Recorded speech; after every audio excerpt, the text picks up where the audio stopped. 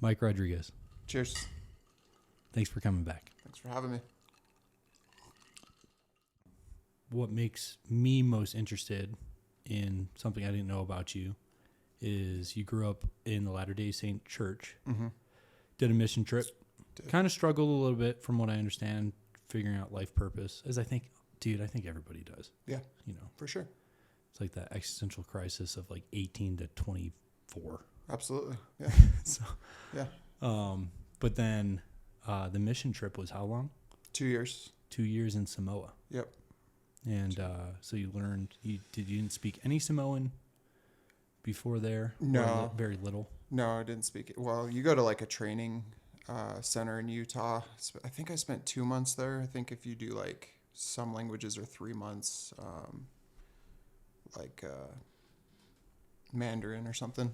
Mm-hmm. Is that just based on difficulty? I think so. Okay. Yeah. So 2 months of just high intense, scripture study, and then language classes, just all day. So how long were you in the Latter-day Saint Church officially? So from the time I was born, I mean, I guess technically I'm still a member. I haven't called them and told them to like take my name off the records or anything like that. I just haven't bothered. But basically from the time I was born, and then, off and on, where I would be practicing, I would say like later in my teenage years, I kind of shied away and was really looking at other stuff, other religions, and just looking for truth. And then made the decision to go on my mission. And that was kind of like, I think I told you before, like, either I'm going to, either this is going to, I'm going to come back believing and all in, or, I'm going to have some experiences that show me it's the true church or religion, or I'm going to come back and not believe. And so what do you mean you were looking at other religions? Was that more so like Christianity or like all other religions? I mean, I've always just been curious. As a kid, I read tons and tons of books that my parents had, and grandparents had all kinds of books on the history of the church, and then, just friends of mine who were like evangelical Christian or Buddhist or whatever it may be. And growing up in the area, in the neighborhood that I did, in the city that I did, it was very diverse. So Where'd you grow up in California? In San Jose. Okay. And so, I was a minority as a Mormon. In my high school, there was probably less than 5. But senior year, I took a sociology class, and teacher was amazing, former football coach, and he would do this thing where he would have a different religious person come in and do like a Q&A, like do a brief overview of the religion and then do a Q&A, and you could ask anything. And so my dad was actually the representative for the Mormon Church in the class, but it was just super interesting. Like the day that, he had the Buddhist come, we practiced meditation, and that was a really cool experience. And yeah, I just, I'd go to my buddies' churches, and my parents. That was during school? That was at school. Yeah. Wow. Yeah. What a concept, really man. Cool. Yeah. What an open, we can dive into that a little bit right now because we both have kids that are of school age. Sure.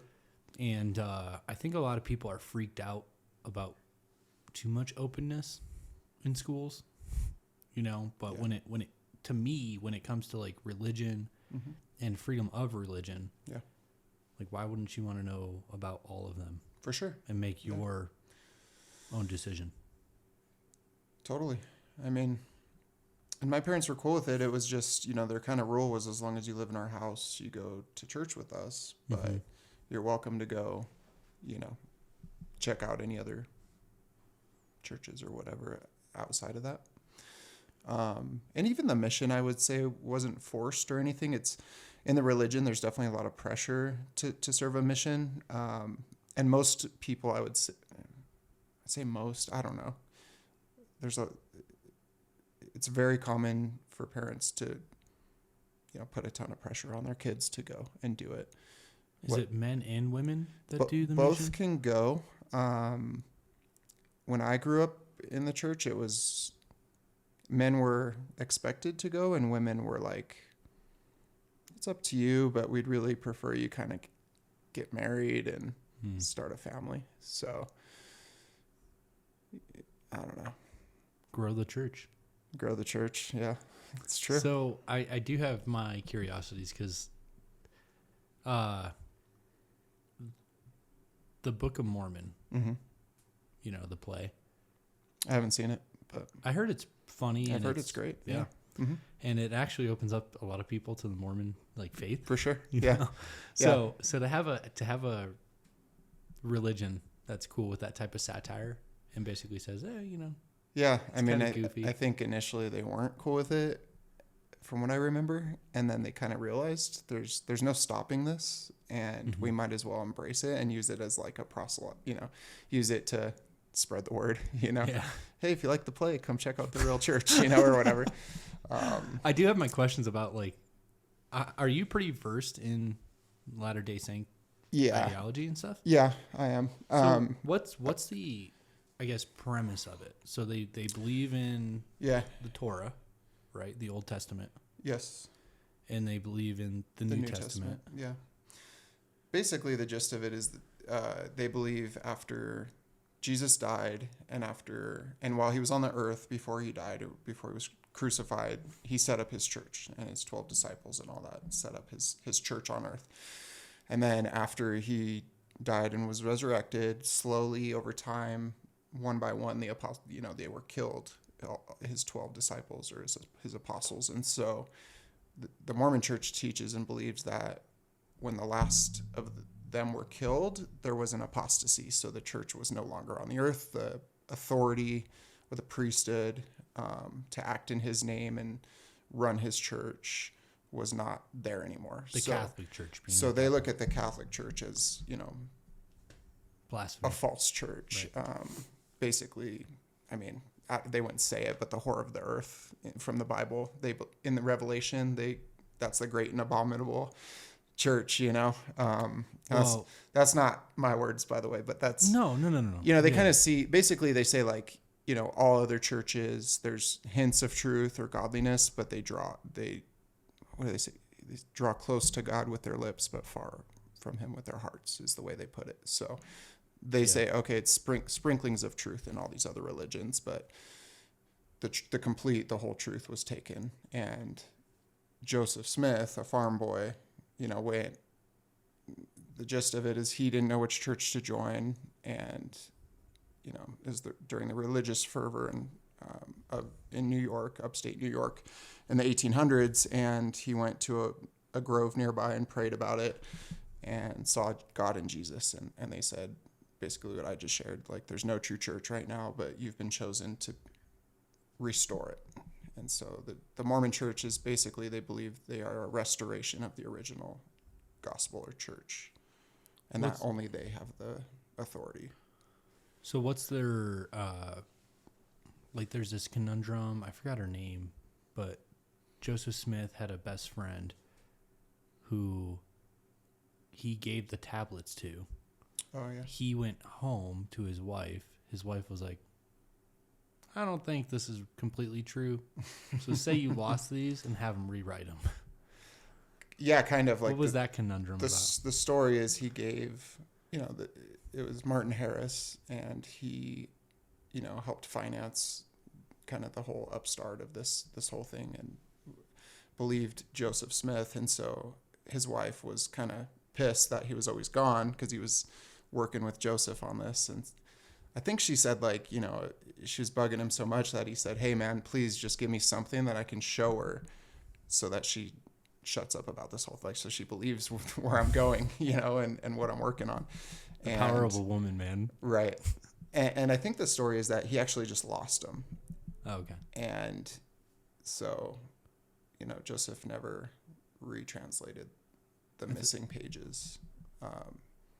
And I think he saw it as like, it could have been that, where whether it was Martin Harris or somebody else was like, hey, let's see if it matches, if he could do it twice, and kind of prove him to be a fraud. So I think he just never retranslated those. And so interesting. Yeah. So what's this? There's the other thing that I was always curious about is Don't they believe in aliens? They believe in worlds without number, multiple gods. Like we have, like there's one God that for us, but that there are multiple gods and their kingdoms, and that this whole creation thing is eternal. And basically, if you make it to the highest level of heaven, the celestial kingdom, you become a god and you create your worlds and populate it with your spirit children and things like that. So it's, in some ways, it's a really interesting theology in that it does answer a lot of the questions that people have. Where did we come from? You know, they teach that we were all together before we came to earth, and you know, why are we here and where are we going? You know, they have answers to that. You know, it's just, do you believe that those answers are right? You know? Yeah. But so aliens, yeah, I mean, kind of. And is that so? They definitely believe there's life out there. You know. Is that kind of that like shrug of like, is that kind of what led you on like this quest of truth, I should say? I think for me, I just, as a young kid, I'd say like early teenager, I started coming across stuff that just, I had a lot of not confirmation bias, cognitive dissonance, where something in me was just like, something's off, or this is weird, or that doesn't make sense, or, you know, like, or things that I disagreed with.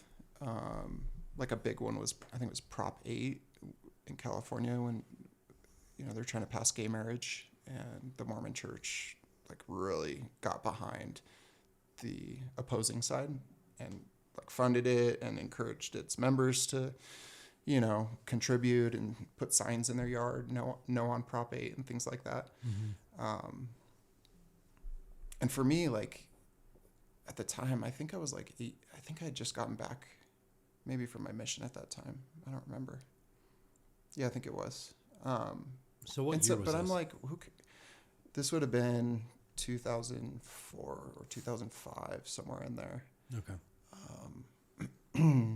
But that was just like one example of like, why does the church care so much? Like, what happened to freedom? And, you know, why are you trying to limit other people's abilities if they love each other, you know, to get, like, I didn't have a problem with it. I had gay friends. I'm like, to me, this rubs me the wrong way a little bit. And so, you know, I thought, why is the church getting involved in politics and things like that? It should kind of do its own thing. Stay in its lane. Yeah. So, but anyway, there's a lot of things. And like I said, when I was younger, I read about, you know, Joseph having a lot of wives. I think it was like 14, or I don't remember how many, but I would come across things that I wasn't taught in church, but I would read in like these, you know, history of the church, official like books. I'm trying to remember what else. There's a few things. Polygamy bothered me a lot. You know, the church practiced polygamy, and then when the government pressured them, they revoked it. So what was the thought process with polygamy? So what the church will say, and the answers I was given growing up was, God needed polygamy during the pioneer days because men would either go off to war or they would die, and there was more women than men, and you know, God needed the men to be able to support all these single women or whatever. Mm-hmm. You know, I was told it was to have a lot of kids and populate the earth and things like that. But, you know, the church taught that it was a everlasting covenant. It's here to stay. It's a law of heaven. It's how things work up there. And so, it's really Rasputin. Yeah. Rasputin. I mean, the interesting thing, and the more that's come out about Joseph Smith or a lot of those guys, is very similar to a lot of cults. And when a cult leader gains enough power, inevitably they start sleeping with their members or the women of their members' wives or whatever, and it becomes this thing that's like every cult does it. And but that, you know, that's, I'd say in the last 10 years I kind of connected those dots. But so where are you getting all these books? Are they books written from by the people church? In the church? By the church. Oh, yeah. really? Yeah, like so they volumes. are self-reflective. Yeah, they're like recorded history of the church, their own publication. Like, this is our history, and they're really thick, old books that were, I think, compiled in the early 1900s. Okay. Because Joseph Smith lived... He was born in 1820, from what I remember. Well, the church started in 1830, so it was before that. Okay. It was early 1800s he was born, and then he formed the church in 1830.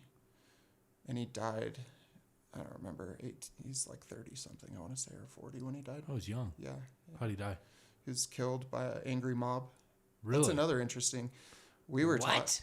So the whole thing in the church is like, oh, these early pioneers, they were persecuted, you know, and I know, I'm sure they were. Pioneers being the Mormons. The Mormon pioneers. Right. So they had to keep moving because they kept getting kicked out of the state, or, you know, there'd be mob violence and things like that. And part of it was because they were practicing polygamy, and, you know, people didn't like that. And they were also becoming pretty powerful. And Joseph Smith was starting his own militia. And, you know, so they moved from place, you know, Kirkland and Nauvoo and all these different places. Wasn't he also trying to find the Holy Land? He taught that New Jerusalem would be built up in Missouri, in Independence, Missouri. And that's where Christ would return. Is that where the solar eclipse is going over? I think it's in Illinois. Is it Oklahoma? I think it's going right through Missouri. Oh, boy. We're going to look this up. I might have to repent. But anyway, you know, so we were taught like they were just persecuted, and while some of that is true, is it going through there? Where did you say it was? Independence. Texas. Why is this eclipse a bigger deal than any of the other total eclipses? You know, I don't know. This is like a side tangent thing. I've been seeing a lot of things on Instagram. Yeah, me too. Like how the X of the previous solar eclipse and this solar eclipse landed in this spot in Texas. Mm. And they got the Jews in Jerusalem got this heifer. The red ones? The red heifer. Yeah, I saw that. That's never been like touched, or yeah. I don't they really have know. A couple, right? Like 3 or something. There's only 3 in the world or something. It's crazy. Yeah. But anyway, they found them in Texas, I think. Yeah. Which is it's in a town that goes right by the solar eclipse. So there's a lot of weird coincidences. Interesting. You know, it's like the weird things that happen that I'm like, dang, dude, we're definitely in a simulation. Yeah. You know, weird things that just line up that like seem too out of place. Sure. But from what it sounds like is I don't know why this year is so significant. I'm interviewing, well, I won't ruin it, and I don't know if it's for sure yet. I'll talk to you offline. Cool. About who I'm interviewing next, but there's a lot of things going on in Jerusalem right now where they're prepping for the slaughter of this heifer, and it hasn't happened, I think, for like 2,000 years or something. Yeah. So it's like... Yeah, we'll see. I don't know. It's just strange. You know it is. What I mean? So yeah. I've been seeing a lot of things about this solar eclipse. Yeah. But that'd be interesting. Yeah. Joseph Smith was right. So he goes to Missouri. Yeah. So he basically, like, this was in Nauvoo, which I believe was the last place he lived before he died. At this point, he had a militia. He was, I want to say, the mayor, the captain of his militia. He was, I want to say, a presidential candidate for the U.S. And there was a publication, a newspaper there, which was considered anti-Mormon, but basically it was called the Nauvoo Expositor, and they were going to publish a story about his polygamy, which he publicly denied, and he commanded it to be burned. So they burned the printing press, and then burned the building, burned it to the ground, and so then that caused an uproar, which basically ended with him going to Carthage jail, where an angry mob stormed the jail, and there was a gunfight, and he was killed. So did he ever make it to Salt Lake? No. Brigham Young took over, and there was a few factions, 2 big factions that kind of split. One became the Reorganized Church of Jesus Christ of Latter-day Saints, and then the Brighamite clan or whatever became what today is the LDS Church. What happened to the original, or the offshoot? I think they became Church of Christ or Community of Christ or something like that, but they still owned a lot of those temples and things in some of the places like Missouri. Okay. And I just saw like a week ago or 2 weeks ago, the Mormon Church bought it all from them. So so they got it back. They're unified again. They're back to they were made whole, I guess. We're gonna make the Mormons great again with their real estate. The church is gonna be huge. So. But anyway, that's it's so interesting from an outsider perspective. Sure, right? yeah. Like I was raised non-denominational Christian, right. And like very loosely went to church from time to time. Yeah, you know, it wasn't. The first time I read the Bible was during basic military training, because it was the only book I could have. Sure, yeah. So I was like, might as well read it. Yeah. And, I mean, it's a deep religion, like. Here's the interesting part. You had how many? I know there's 14 apostles, right? 12. 12, but and then then the there's first presidency, so it's like the prophet and his 2 counselors. So 15. 15 that total, yeah. would consider themselves to kind of lead the church. Yeah. The interesting thing is you have all those people saying the same thing, and geographically separated, all saying the same thing. That's kind of what compelled me, because the first time I was reading the Bible and I got through Matthew, and then I go to, was it John? Mark. And I started reading Mark, and I was really confused because it's the same thing. Right. I was like, why am I reading? Like, what's going on here? Yeah. And, I made it halfway through Mark, and I was like, this is the same as the first one. And then I started asking somebody that was more deeply rooted with Christianity, like, hey, like, is this like the whole Bible is just the retelling of the same story? He's like, yeah. And I was like, okay, well, why are they doing that? Seems pointless. And he's like, well, think about it like this way. You have how many people saying the same story the same amount of times over the span of 30 years. Yeah. So the 4 Gospels. Yeah. But and then you got letters to the Corinthians. Yeah, Paul's writings, things like that. Yeah. Which ended up being a problem. Yeah, I mean, I think the reason I've still been able to hold on to the Bible, even though where I would differ probably with a lot of Christians is, and maybe agree with the Mormons on this, is I don't think it's always been translated correctly, or it's possible to have been, the infallibility aspect of it. I have a hard time with that, only because men are involved. And, if through different languages and different, and if you look at like Dan McClellan or some who happens to be LDS, which I don't know if he's practicing, but Bible scholars and religious scholars, they'll disagree on the translation of this Greek word, or it's like, so. But I do kind of take the whole and look at like what's the message that's trying to be sent. Yeah, what's the spirit? It's like the letter of the law versus the spirit of the law. Yeah. So it's like, what's the spirit of this? For sure. And the Old Testament's supposedly done away with the New Testament and Christ coming. So I don't really spend a lot of time reading the Old Testament. I don't know. I just think at least the Bible has archaeology to support it, and places that they've found that match, and the dates. Yeah, the interesting thing about the Old Testament and the New Testament is like the prophetic things in the Old Testament that came true in the New Testament. The thing that bothers me a little bit is the Torah has, I don't know how many prophecies for the Messiah. And this is why Jews still don't believe Jesus is the Messiah, is because he didn't meet all of the prophetic claims in the Old Testament or the Torah. And, and some of the things that bother me, like the book of Enoch was taken out. But if you read the Kenyan Bible, it's still there, or like the original Greek Bible, the book of Enoch is still there. Yeah. And it's like, okay, well, why are you taking this part out? It talks about other gods. It talks about, well, there's other gods, but there's only one true God. Right. Like there's different levels of being, us being mortals, there's divinity, and then there's God. Yeah. So it's pretty interesting. But it, I bring it up because it's more out of my curiosity, but then it was a driving force for you in life in this trip that you did. Yeah, totally. So how old were you when you ended up going to Samoa? 19. And what was your thought process at the time? 17, 18, started playing in some music group, like some bands, pretty rebellious, cutting class a lot, just kind of just experimenting with life.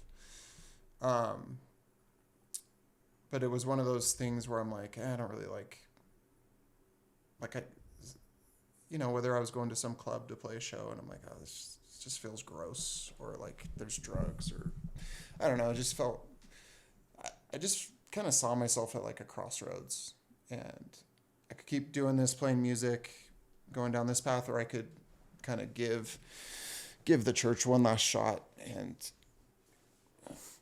it wasn't my last shot, but I thought it would be. But anyway, and so I had started working for this company and didn't know what I wanted to do with my life or my career. Had done a semester of college, wasn't enjoying that. So I'm like, why not? I had buddies going different places, and I'm like, at minimum, it's a good vacation. Let's just do it. And I don't think my parents know this, but I was waiting to see where they were going to send me, and then I might back out. So really? Like I had a buddy go to Pocatello, Idaho.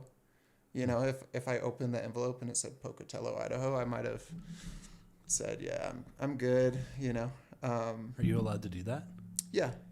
I mean, it would have probably been frowned upon and pretty tough for my parents at that point, because that's like, you do all this paperwork and you get a physical, and you have to go through like worthiness interviews and with your bishop and make sure you're worthy to go and clean, and it's a process. And then that's like the culmination is when you get that envelope and you open it with family and friends, and you're like, this is where I'm going, So it said Samoa, which we didn't know where that was. Opened up a map.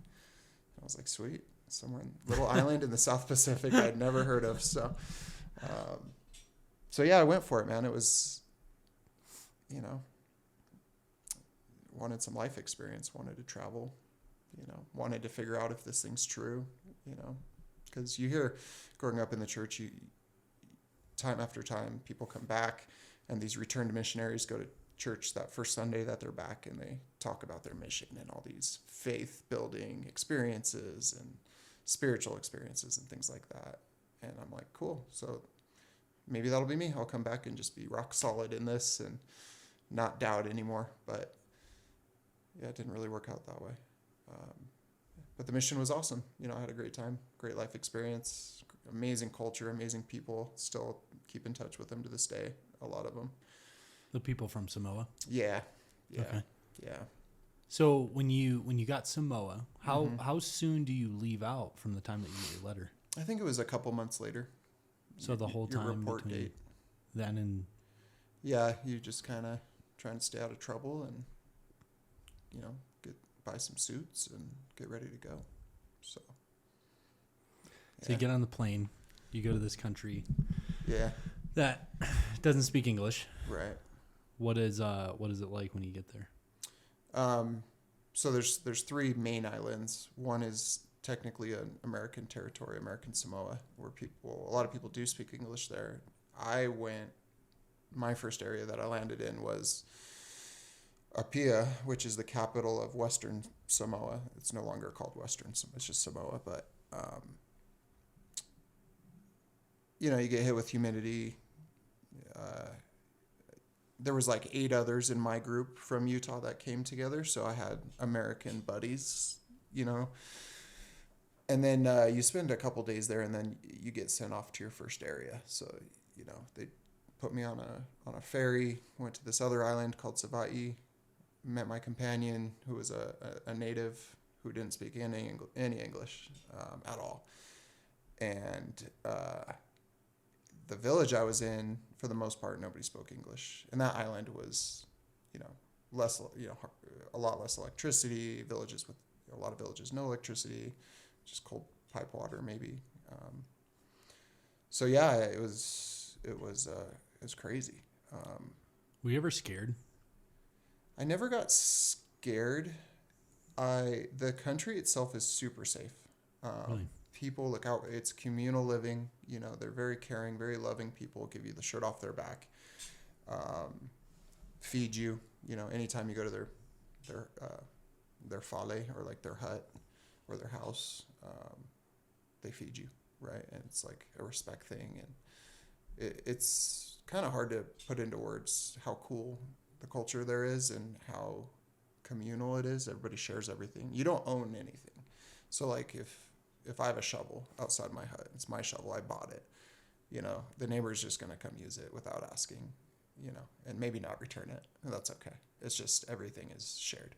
So. And there's no bad feelings whatsoever? No. Cops didn't carry guns. You know, nobody had guns except for maybe a 22 to, you know, do a little hunting or, you know, shoot birds or something. But what's the history of that island itself?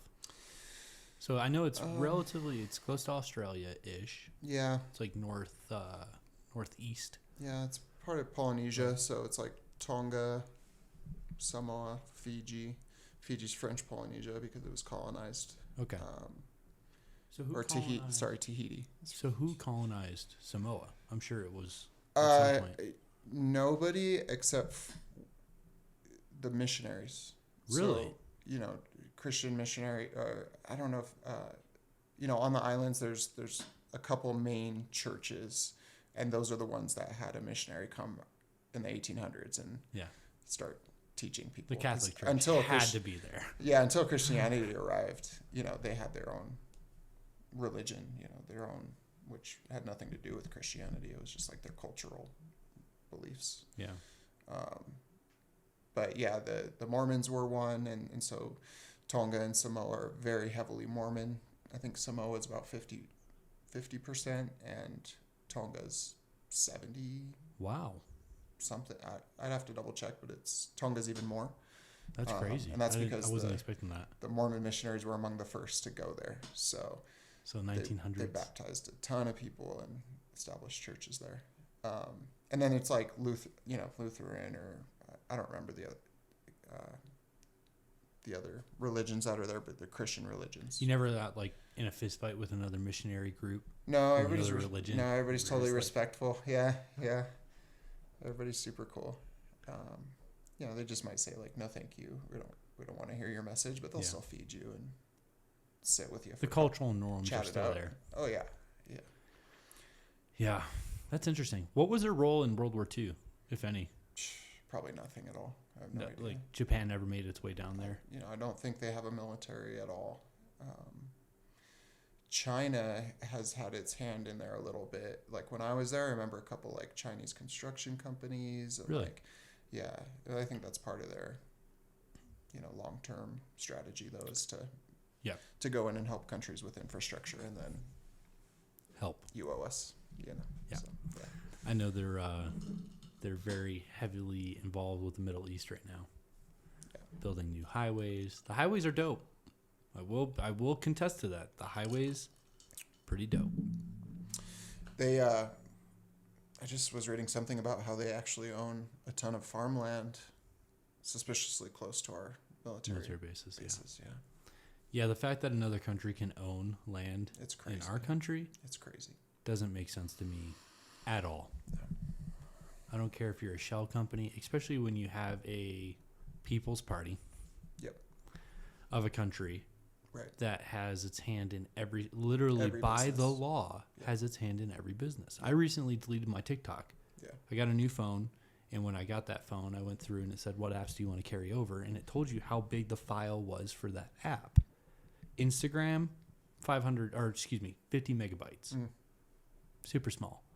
TikTok, 2.6 gigabytes. Jeez. And I'm looking at it, I'm like, why is this app that large? Yeah. And I talked to one of my my buddies in the military still, and he's like, yeah, it's got a lot of I can't say spyware. Right. It's got a lot of empty code that's added to the app that's suspiciously similar to like backdoors. Right. That you would put on a computer to be able to gain access should you want access to it. Yeah. So that's it's unfortunate countries fall for that trap. Yeah. But it's you know, it's we like do it too, you know. Yeah, we do it all the time. We sell countries equipment that we have a backdoor. Yeah. Yeah. Well, we do that, and it's like the amount of... We just do it more on the nose. We do it more old school. Like, hey, we're going to put a military base here. We'll pay you. Right. And but it does give us a strategic standpoint in the world that Russia experienced during the Ukrainian war is logistics. Right. Right? We can put boots on the ground anywhere in the world in 12 hours. Right. Anywhere. Yeah. And we can have the logistical backing of the entire United States military to make sure there's food, to make sure there's ammo, to make sure there's all these things that we need. Yeah. So it's pretty... I know the overall consensus for Americans right now is that we're on a societal decline. And I think it feels that way more so people to people. Mm-hmm. You know, I think people feel like they're rifting away from each other. And it's unfortunate. The only thing I can say to that is it's on an individual basis. Yeah. Right? Yeah. As a talker, as a person who talks to other people, the only way you get over is that talking to other people. For sure. Yeah. But I will say our military, outside of the morale issues that it's having, I'd be very surprised if we lost a global war. Yeah. There'd be death, but I'd be very surprised if at the end of it we lost. Sure. So, yeah. It's a depressing note. Yeah, it sucks, man. It sucks the way the world is. Yeah. You know, just always feeling like we're on the verge of the next war, and just saw China's beefing up its military, and yeah, we're permanently establishing a Green Beret detachment in Taiwan. Oh yeah. Oh my God. Yeah, that's just a matter of time. And put the little cheese on the mousetrap. Right. It's crazy. Yeah, I feel bad for those guys. I know they signed up for it, and I know they're like, I wish you would. You know what I mean? Sure. Like having that mentality and having talked to people with that mentality. Yeah. In special forces communities. But it's still something they shouldn't have to do. For sure. It is interesting. The history of Taiwan is a lot of people don't know that that's the original government of China. I didn't know that. Yeah, when the Communist Party overthrew the government officials of the democratic China fled to Taiwan and established Taiwan as a country. Interesting. Yeah, so I think that's why China's so hell bent on having it bend a knee, is because it's like the last stronghold of the rebellion in their eyes. It's like Russia and Ukraine. Yeah, I think that goes back a little bit further. I watched the Tucker Carlson interview. Yeah, I did. And too. I other than like, I don't get the Nazi thing. I don't. Yeah, I still don't get that either, and I don't get that here in the U.S. either. I think just like many other things. They're so few in number, but yet somehow it's a talking point, and But then again, that's kind of today's culture. Is if you disagree with something on the left, you're a Nazi or a homophobe, or if you just label someone, you can demoralize or diminish their argument points. Exactly. Yeah, it's just tribalism and putting them into a box that Yeah, I would have respected Putin a lot more if he's like, no, historically, I think this land is my land. And there are ethnic speaking Russians that are being forced to speak Ukrainian. Yeah. And I don't jive with that. So I'm going to go seize that land. And that was kind of part of his point, right? With his whole history lesson that he gave Tucker was.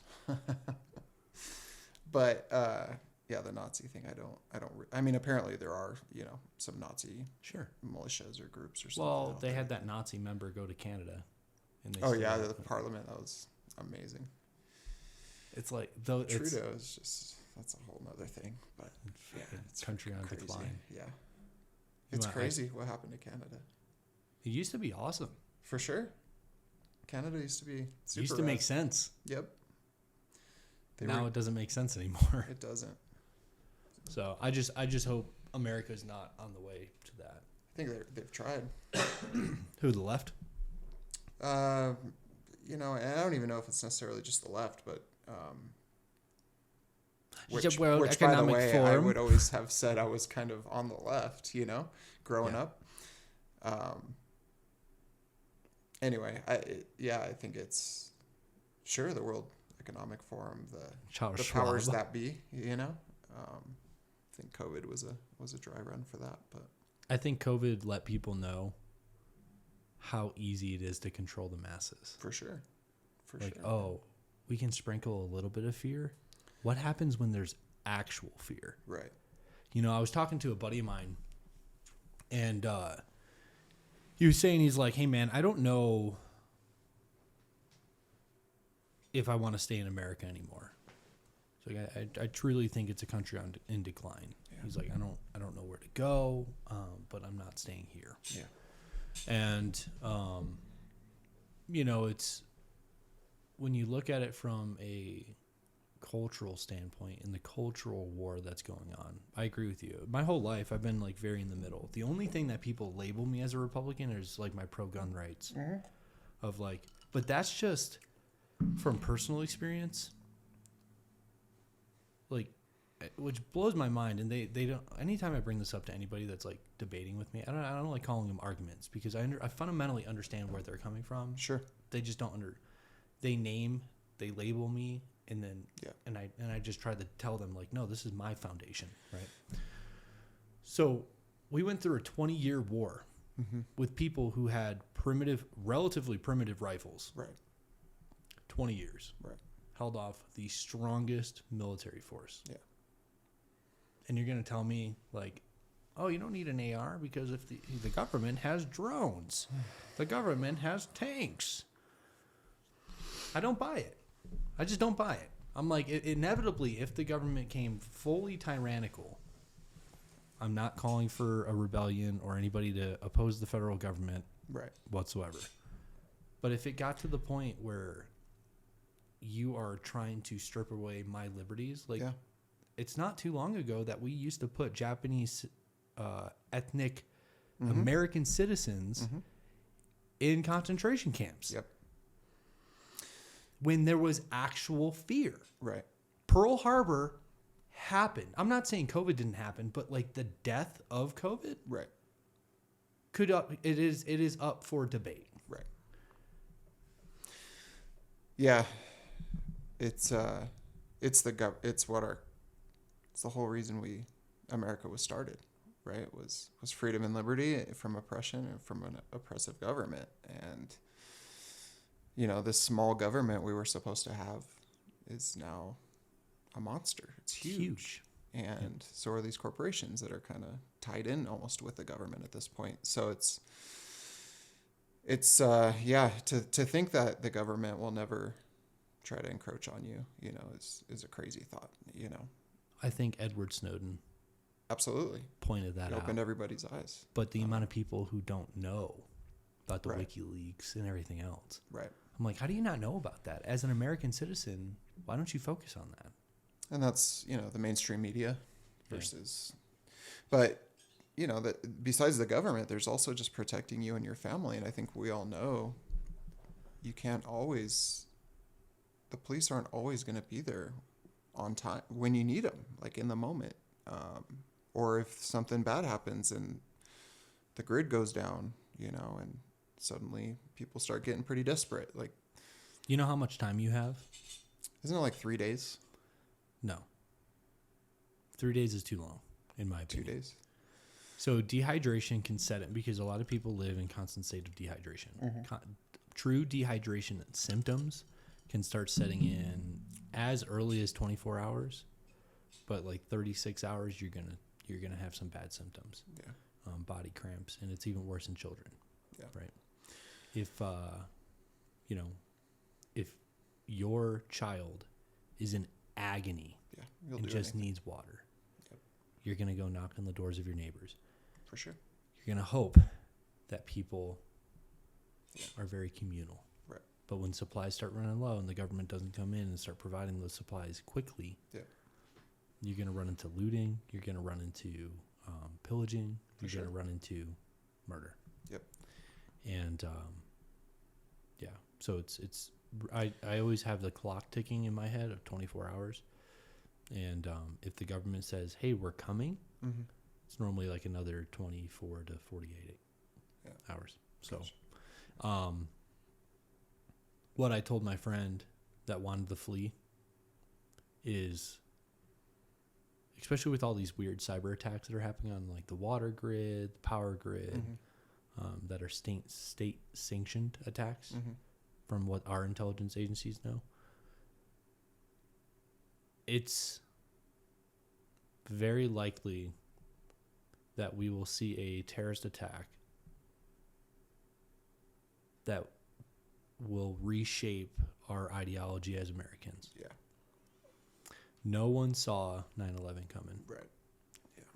Everyone said, something's going to happen. Alex Jones, as crazy as he is, was saying it. He hits a lot of foul balls, but once in a while he does. Every once in a while, a blind squirrel finds a nut. Yeah. Well, he was early on talking about Epstein's Island. Yeah. And the Bohemian Grove. Yeah. Yeah. And people are like, what? Yeah. That's a real thing? Yeah. Yeah. I think he really messed up with Sandy Hook. Mm-hmm. That was his biggest. And big time. You want to talk about labels. Everyone makes mistakes. That was a huge mistake. I'm not It was a really bad mistake. I'm not condoning what he said. But what I'm saying is every now and then he says some things that I'm like, oh. Yeah. So I do get concerned from the aspect of what if the power grid goes down? We don't have water. Yeah. Potable water. In Colorado being a desert, right? Right. Yeah. You don't have too much time to get out of this place. It is pretty wild that with all the technology, we still haven't, really desalinated, salinated the ocean water. There's much. Other countries that are doing it. It's just crazy that the U.S. is so reactive, I guess. Do you want to know my theory? Sure. Companies make way too much money on controlling water, that if you desalinate, which is a very easy process, and you can do while doing nuclear fusion. That's another thing that we're not doing. I know. It's crazy. So the real reason why I had you on is you're running for campaign in 2020 or 2030. No, I wanted to announce my candidacy. Heck no. The problem is the people who should try to get into positions where they can attempt to make change, they don't want to. Right. Why would they? I mean, to be a politician, it's so corrupt, and I guess the insider trading's nice, if you can make yourself a buck or two before you get out of there, but anyone in their right mind wouldn't want to be president, It seems like the person that we would want to be president wouldn't want to be president. And that's what that's why you would want them to be president, because they don't want that mantle, I want to say George Washington, he didn't want it, right? Or they tried to make him a king. Yeah. And he said no. He ran for 2 terms. Yeah. And then they were like, run again. And he's like, no. Yeah. That goes against literally the documents that we just signed. Right. Every now and then you kind of catch a glimpse of maybe a good candidate, but they're never going to let that person win the primary. Whether it's, Bernie or RFK or, I'm not saying they're great candidates. I'm just saying examples of people who, maybe would start to get a following and be somebody that maybe had good ideas that went against the status quo, and you just see the establishment squash him. So he can't run for president. Who? I'll get to it. Oh. Can't run for president because he's not a citizen of the United States, not a naturally born citizen. Elon? But what are your thought processes on Elon Musk running for president? Elon's such a polarizing figure. So many people hate him today, which part of me, maybe it's sadistic, but I love that. I love that people hate him because he doesn't care. And, I think he's somebody that honestly, he really is trying to further humanity. And he's really trying to do what he thinks are the right things for the greater good, whether it's, electric cars or which, we could go on and on about, are they actually better for the environment, whatever. But SpaceX, the Boring Company, his vision of taking mankind interplanetary, or I don't know. The Neuralink, did you see the recent video of the first implant?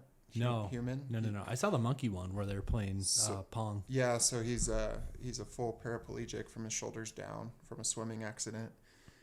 And he can control... dive into a pool? Yeah, I think so. Oh. Yeah, something like that. Or hit rocks or something. It was a weird diving situation. But I think he's in his 20s or 30s, maybe 30s. And yeah, it's really cool. He can control the computer he just looks at it, and he can control the mouse, and he can type, and he's just looking at a screen. It's crazy.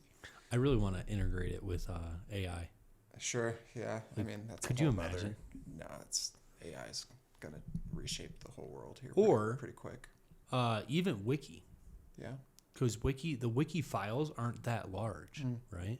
Just HTML. Yeah. So I wonder if you could encapsulate all Wiki files and have it downloaded to your brain.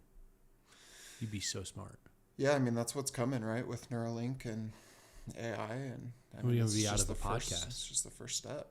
I mean, yeah. We get this off the ground, and then, it's like the cotton gin. I'm still sitting here picking seeds out of cotton. Yeah. And here comes the cotton gin about to take me out of a job.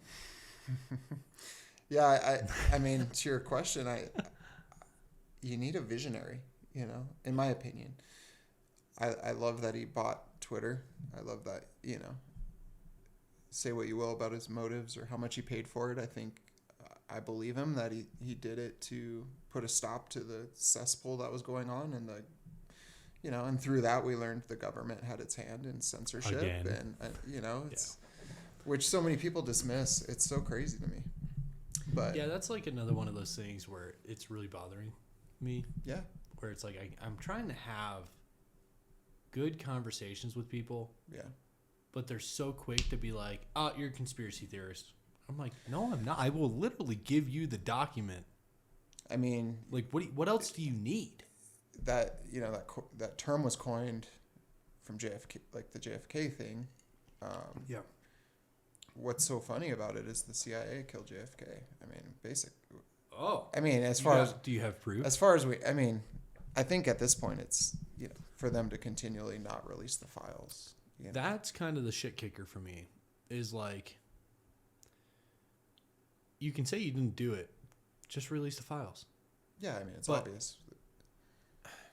The other thing too is like, dude, you came out and you said aliens are real. You said UFOs are real. Right.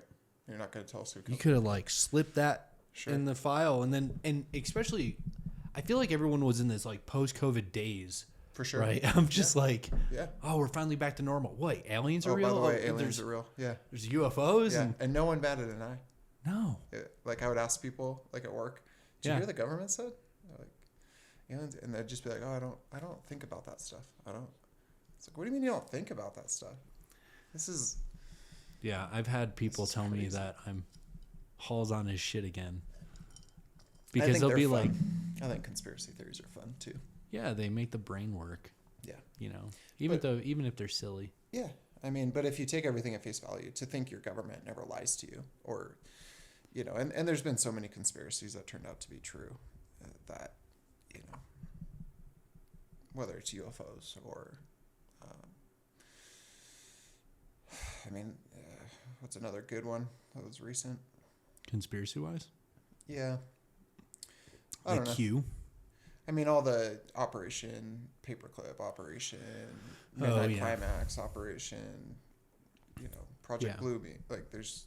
The problem is with a lot of these conspiracy theories is that they're oftentimes 20, 30 years old. Yeah. Because it's... Either people are on their deathbed and they're finally like, oh, hey, this was a thing. Sure. And it kind of lets the cat out of the bag. What gets me is people are like, well, do you really think the government can keep a secret with that many people? I'm like, yes.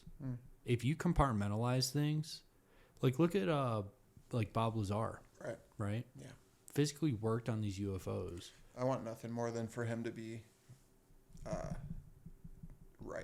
validated. Yeah, the best thing for the government to do at this point, especially when they admitted like, hey, we have these craft, it's been like, and by the way, Bob Lazar was telling the truth. Right.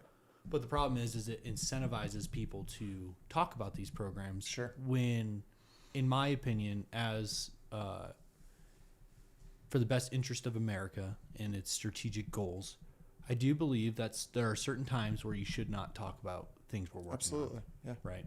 Sure. If we do have the ability to warp time and space, Right. and we're using that as a military strategic goal, Right. maybe we shouldn't talk about it. Sure. But I also think if you're warping time and space, the implications that it has for like simple electricity, right? Right. Why am I still paying my electric bill? Right. Yeah. I think we're going to go to a time, and this is really uncomfortable for a lot of Republicans. We're going to move into a time where people will not have to work. They will choose to work because it will make them happy. Yeah. You know, take your profession, for example. Mm-hmm. There's zero reason why that can't be automated. Right. Zero. Yeah. And you can have a computer do everything.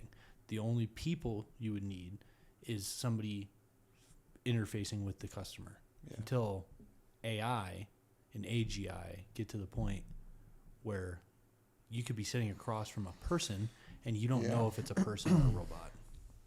It's going to reshape our reality in so many ways that it's almost impossible to imagine.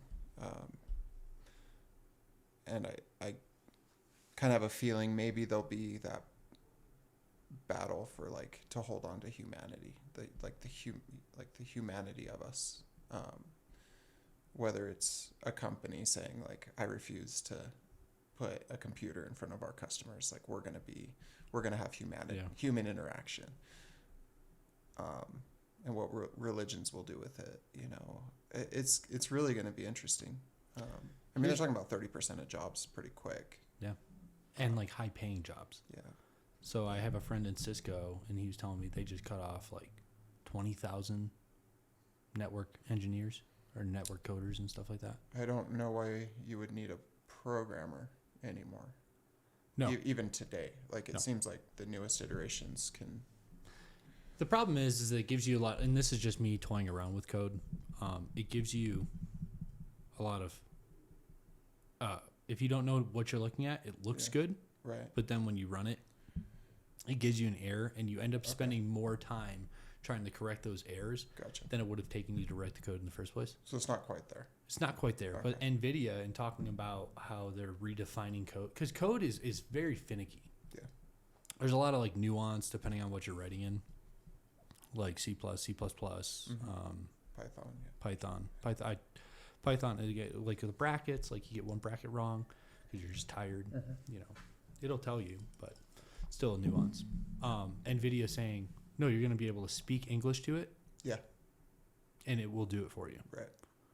Yeah. Gone are the days of computer science degrees outside of the theoretical constructs of computer science. Sure. But what freaks me, what gets me is, what movie was it? It was like a series on Netflix where the guy kept on getting reincarnated into different bodies. I don't think I saw it. I'll find it afterwards. But the thought process is like, if we could have these synthetic bodies, to me, I interchangeably use the Holy Spirit, right? Being the soul. Like I fundamentally, even though I'm Christian and, you know, I believe in Jesus being the Savior and everything, I think every human fundamentally has this Holy Spirit in them, right? It's just there. Yeah. The Mormons would call it the light of Christ. Everybody's born with the light of Christ. And Right. that's knowing good from wrong, basically. Right. Yeah. Yeah, as you were explaining that, I was like, oh, it's actually, they do have a lot of good fundamental concepts, right? Yeah. At what point is that transferable, right? So if we can take our memories, our brain, download it to a computer, does our Holy Spirit transfer with that? Or are we making this new thing? Yeah. Yeah, it's interesting. What are your thoughts on that? I don't know. Reincarnation's interesting, you know.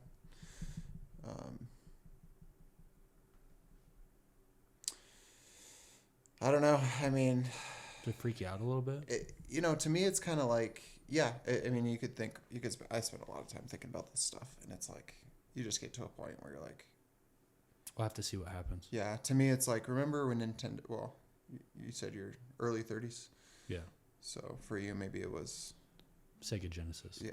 So when I grew up bougie. I remember the first Nintendo came out, and then Super Nintendo, and then Nintendo 64, and each time I remember this thought: how could they possibly get the graphics any better than this? This is like as good, as it'll ever get. How could they possibly make it better? And today, I mean, with Unreal, their engine that they have, and it's like you're starting to get a little bit of the uncanny valley where it's almost, indistinguishable. Yeah, there are game companies, and I know this because a buddy of mine worked for Epic for a little bit, and he's like, yeah, they would make a game, and they would purposely reduce the graphics because it was in that uncanny. It was too close. Yeah, it was too close to reality. Like, there comes a point where reality's good. Yeah. Like, if you can get to reality, that's good. Do you think that the Ready Player One is... Well, Ready Player One had reduced graphics. Did it? Yeah. You look at the characters, you can tell they're cartoonish. You can tell. Oh, yeah, I guess they had avatars and things like that. But that whole concept of, the real world being so bad that everyone choosing to be in the virtual world. I get less concerned about that. And I get more concerned about post-death life on Earth. So there's there's an Amazon show called Upload, where you can choose to unalive yourself, and it downloads your brain into this computer that is it's identical to reality. Gotcha. But I question, and then you can re-download yourself into another body. I question whether or not your essence of a being continues on. Like, maybe your Holy Spirit leaves and returns to the entity that it was pulled from. And then it's kind of like a shadow, right? Like, people that are living will be like, oh, this is great, Matt's still around. It's not me. It thinks it's me. It acts like me. It's like it's the perfect puppet. Yeah. Well, it's kind of like cloning. What is cloning? If you clone a human, which I'm sure has been done, even, we might not know about it, but with CRISPR and all these technologies, it seems like some countries probably done it. What fills that body? Is it an individual soul that came from where we came from? Yeah. Is it something different? I guess I would be interested to see what the process of cloning is, right? Because if you're taking an egg and you're taking a sperm cell and you're doing like an in vitro, right? Yeah. That's still I don't want to say trick the system, right? But it still goes along with the standard approach of life. Sure. What I'm saying is, what if we have synthetics? Yeah. Have you ever watched Westworld? Yeah. What if we have Westworld? Yeah. I mean, is that? I think it's a possibility. Why not? I mean, technology's progressing so quickly that AI. I mean, that's all AI and robotics. I mean, both of which are taking off, and I could see that as being a real thing someday. A theme park that adults go to do whatever they want or whatever. Yeah. But I mean, it's an interesting thing to think about for sure. I don't know. I think I still hang on to just our souls returning to God, and I don't think anybody knows from there what happens, but I think humans have I think of the Tower of Babel story where humans were trying to play God a little bit, and God kind of said, all right, enough of this, Do you think that's what we're doing with AI? I think between messing with life a lot, and then the AI stuff. I don't think the world's going to be able to keep going with, I don't know, the hope has always been, right, that technology and AI or whatever brings what you were talking about before, like no one has to work anymore. There's a plethora of everything for everybody, and we don't need to go to war anymore, and we don't, who cares about borders anymore? Like, we're just a peaceful world now. And as much as I would love that to be our future, I think the reality is evil is in this world, and humans being humans, who crave power and money and dominion, I think, unfortunately, I think those tools will be utilized for evil. Do you think, so on an individual question, are you ready for that world? Not really. It's funny because I just saw I'm part of a new generation. The Zennials, I guess it is. If it's like 78 to 84, if you were born in that range. So I'm 82, which it makes sense because I never considered myself a millennial because I was born before cell phones and things like that.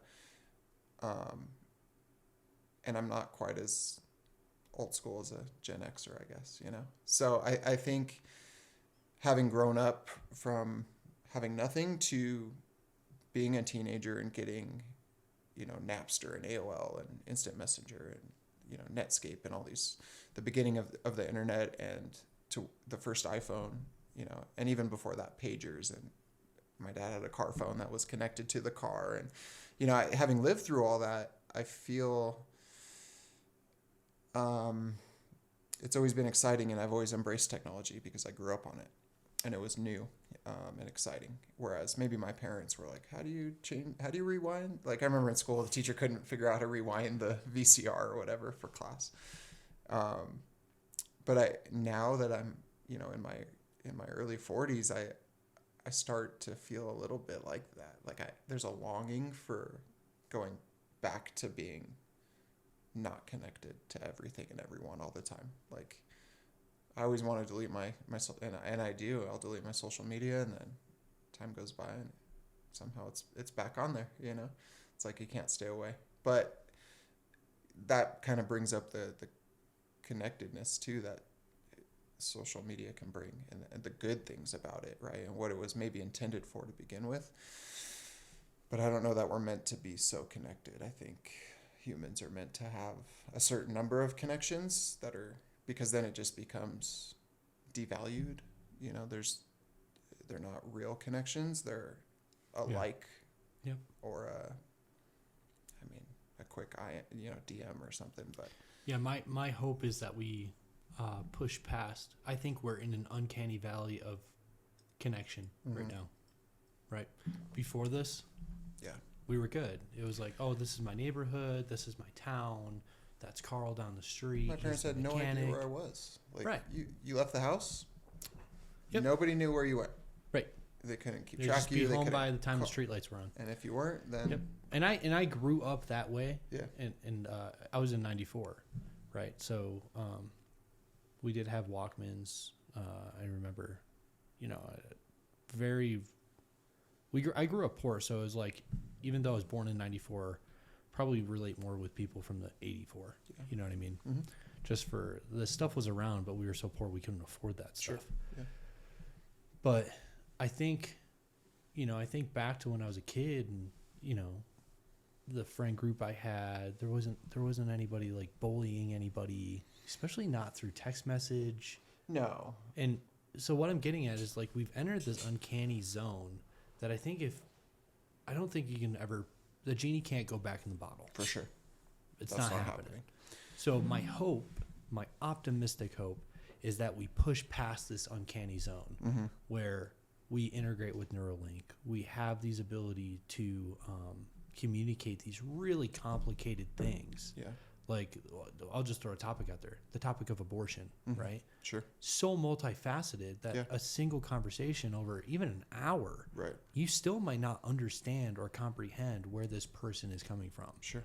So if you could just send a packet of information to somebody and they can send a packet to you, you might not agree, but that connection is already established. So I feel like if we keep pushing past this, my optimistic approach is that there'll be less bullying. Yeah. There'll be less misunderstanding.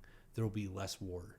You know, I always, as an individual in security forces and everything, we were like the infantry unit for the Air Force. I have always struggled with killing another human. Sure. Like fundamentally, I just morally, mentally, I just can't do it. Yeah. If you put me in a situation where that's my job, it's weird, but I can shut off all those like humanistic responses as like, this is somebody's child. This is somebody's husband. This is somebody's father, you know? I think you almost have to, right? Yeah, but it doesn't seem normal. Right. And I don't think it is, because I talk to other people and they're like, I just can't do that. And I'm like, yeah. I don't know if it's part of the desensitizing that they do during training or whatever it is, right? But it goes to the, you know, if we could push to have communication and connection more so that stuff doesn't happen. So it's like that empathy and connective, you know, to another person. You can't shut that off, you know? Where does war fit? Right. Against machines, perhaps. Yeah. But I don't know, man. A lot of topics covered. Yeah, that's crazy. I appreciate you being on. It's always like a philosophical brain workout. Fun to talk about different things. Appreciate your input on the Mormons. Sure, yeah. Like I mean, I feel like, you know, half my family's still practicing. And you know, I have nothing but respect for them and their choices. And, you know, I do think overall religions are a net good, teach you a moral scaffolding. And, you know, I think if more people followed more tenets of what all the religions say, which they're all very similar in that regard, the basics, I think the world would be a much better place. But yeah. There's a really good show on Netflix. I don't know if they're coming out with the second season, but it's called The Messiah. Haven't seen it. Definitely watch it. Oh, it's really good. It's basically what it would be like if a Messiah came today. And the entire time you're watching it, you can't tell if he's a phony or if he's the real deal. The entire check it out. Whoever directed that or, you know, wrote that play Did a good job with it. did a phenomenal job of it. So I'll check highly it out. recommend. Cool. We'll end on that note. A little endorsement for you, Netflix. I'm not sponsored nor endorsed by them. Check better be in the mail. Yeah. Yeah. $500, please. All right. Right on, man. Thanks, man. Well, thanks for having me. All right. Bye, guys. See ya.